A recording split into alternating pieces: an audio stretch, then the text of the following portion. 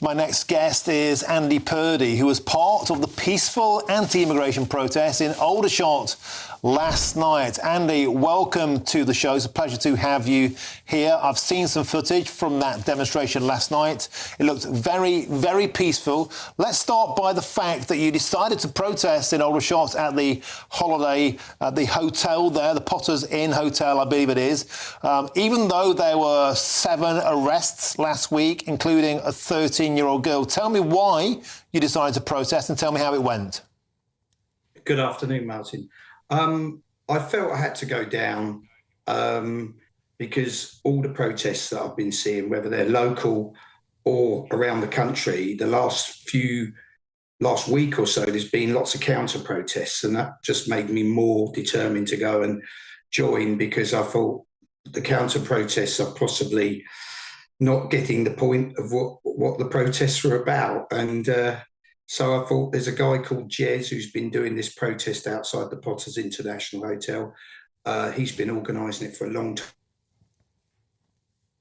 So, Andy, we've got some footage on screen there. This was on a piece of grass. This was all arranged with the police. There was full permission. Oh, I know he's had a lot of stress over it, hence I went down.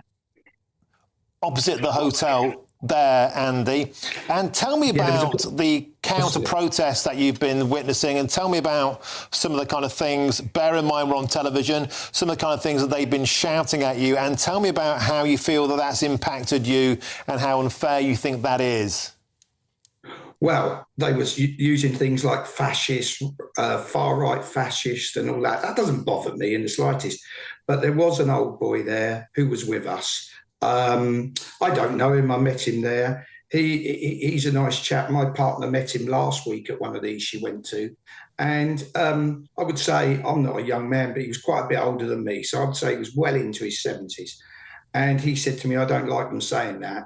And he had his beret on, and he was obviously an ex-military guy, I would say probably a para or something like that. And he said, my father and others, and he lost 2 members of his family fighting the fascists in the war. And he said, I find this very hurtful. And I think, Andy, a lot of people watching would agree with that. Words like fascist and Nazi, some of the shouts we heard last time was fascist scum off our streets. And it's important to bear in mind that I know a lot of the individuals who've been organising these protests, they have veteran and military connections. Yeah, obviously it's in Aldershot. So, I mean, I know there's not as much military there as there was, but there's a lot of people who have retired from it, and they try and they came along, and there were some younger guys. It was surprising, people in their 20s. It wasn't old people like me. It was a wide range of people. But we were all there. Some had posters up, and the cars were tooting as they saying, toot your horn if you agree. Loads of cars, whether it be a van, whether it be a scruffy old car, whether it be a nearly new car. There was a right mix of people who were, a large mix of people who were sort of tooting with approval.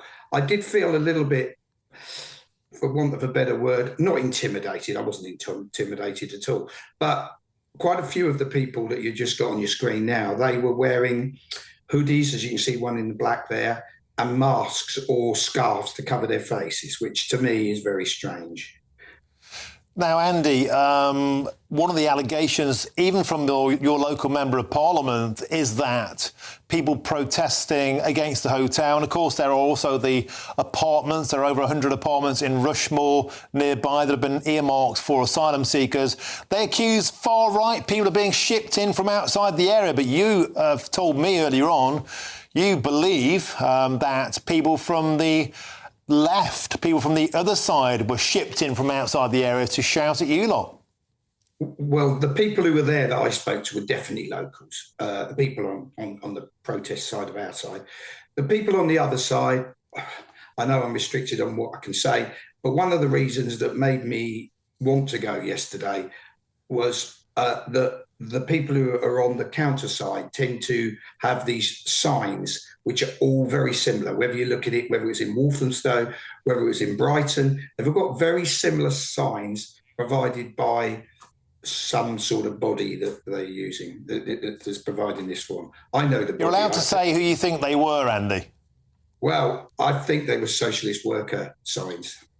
I couldn't say that that's what it said on the ones last night, because it didn't actually look like it, and I couldn't get close enough because we weren't allowed to walk down to their bit. But they were still the red with the yellow top, obviously that's an extreme communist thing. So if people who protest and complain are far right, then the counter protesters, if they're carrying socialist worker banners, are definitely far left. They're not middle of the road people. And I wouldn't say we were far right. We're pretty much middle of the road people. We're just not happy with what's going on. And so do you believe then that outsiders are coming into, I mean, particularly considering that people were arrested, including that 13-year-old girl last week, and I know, having spoken to people in the area, people are very traumatised by what's happened in that respect. Do you feel it's very inappropriate for people to be coming outside at this time specifically to try and goad you like this? Well, if there's people complaining about a specific hotel, which is this one, and these brand new £350,000 when they were on the market apartments that are brand new, so obviously good quality apartments, are being used to house these people, it'd be the local people who are offended, not people from outside. So if people are being shipped in, and the fact that they've all got very similar signs to all these different times, it would suggest it. Your guy, I think it's Charlie, was there last week. I didn't go to that, but I saw it on your television program, and he followed people to the station, and they were actually getting back on the train to go back to London, they said. Whether that's just to get them divert out into the rest of the country, I'm not saying they're all from London for 1 minute, but it does seem strange. OK, Andy Purdy, we have to leave it there. Thanks very much for joining us. And we've got a statement now from the socialist worker who told GB News that there were members of the anti-immigration protests. Well, they're not anti-immigration protests. They are protesting about asylum seekers in the hotel nearby who had travelled down to Aldershot from London. They did not deny the accusations that GB News put to them, including that members had travelled from the capital to counter-protest. The spokesman then went on to ask our reporter how he slept at night, knowing that this channel had encouraged the riots. That's an outrageous accusation. Now, our reporter asked for this evidence and there was no reply to this because there isn't any evidence. We've been covering these protests peacefully over many, many months. There's been no incident until recently, and all I would say is that it's probably not a good idea to go to a military town and call people fascists and Nazis. Bear in mind, a lot of them have armed forces experience and their relatives died fighting actual fascists. And please come on the show, Socialist Worker Party. Come and sit in this chair and let's have a debate why you think that that is a good tactic. Tell me why I'm wrong. There's the chair. Point to it there. That chair is waiting for you. Come on this channel and let's have this conversation. Mano a mano or man to woman, whatever. Let's have this chat. Because I don't think it's acceptable to call people fascists or Nazis or racists when all they want is a safe community. Come and tell me I'm wrong. It's an open invite. Come on, you got the guts.